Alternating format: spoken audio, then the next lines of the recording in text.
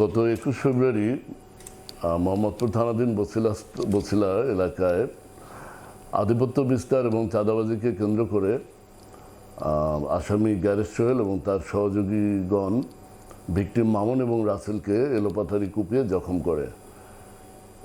এ প্রেক্ষিতে মোহাম্মদপুর থানায় একটি মামলা দায়ের করা হয়।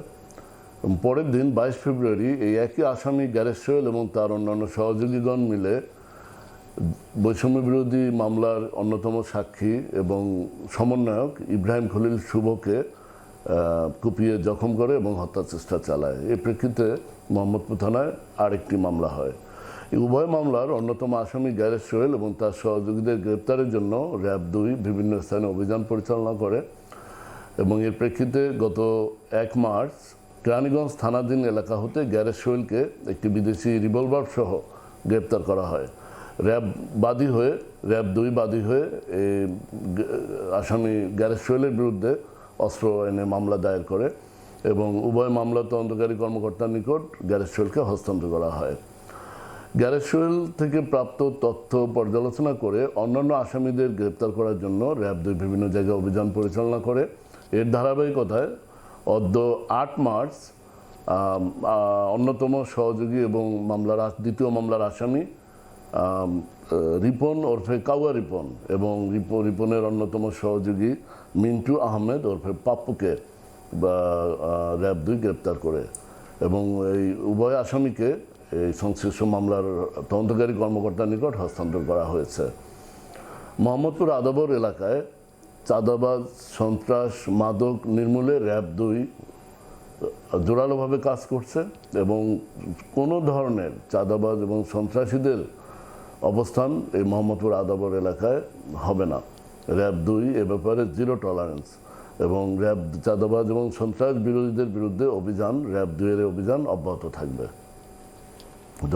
গত 21 ফেব্রুয়ারি মোহাম্মদপুর থানাধীন বছিলা এলাকায় আধিপত্য বিস্তার এবং চাঁদাবাজিকে কেন্দ্র করে আসামি গ্যারেজ সোহেল এবং তার সহযোগীগণ ভিকটিম মামুন এবং রাসেলকে এলোপাথারি কুপিয়ে জখম করে। এ প্রেক্ষিতে মোহাম্মদপুর থানায় একটি মামলা দায়ের করা হয়।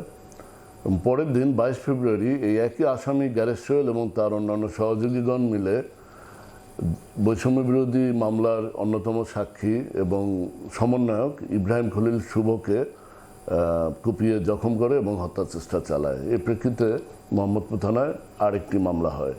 এই উভয় মামলার অন্যতম আসামি গ্যারেজ সোহেল এবং তার সহযোগীদের গ্রেপ্তারের জন্য র্যাব 2 বিভিন্ন স্থানে অভিযান পরিচালনা করে এবং এর প্রেক্ষিতে গত 1 মার্চ কেরানীগঞ্জ থানাধীন এলাকা হতে গ্যারেজ সোহেলকে একটি বিদেশি রিভলভার সহ গ্রেপ্তার করা হয়। র্যাব 2 বাদী হয়ে এই আসামি গ্যারেজ সোহেলের বিরুদ্ধে অস্ত্র এনে মামলা দায়ের করে এবং উভয় মামলা তদন্তকারী কর্মকর্তার নিকট গ্যারেজ সোহেলকে হস্তান্তর করা হয়।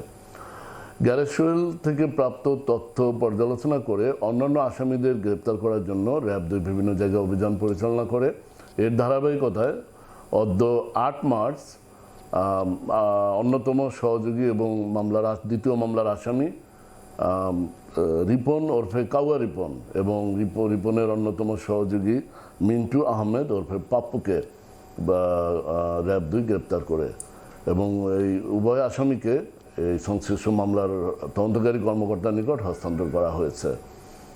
মোহাম্মদপুর আদাবর এলাকায় চাঁদাবাজ, সন্ত্রাস, মাদক নির্মূলে র্যাব 2 জোরালোভাবে কাজ করছে এবং কোনো ধরনের চাঁদাবাজ এবং সন্ত্রাসীদের অবস্থান এই মোহাম্মদপুর আদাবর এলাকায় হবে না।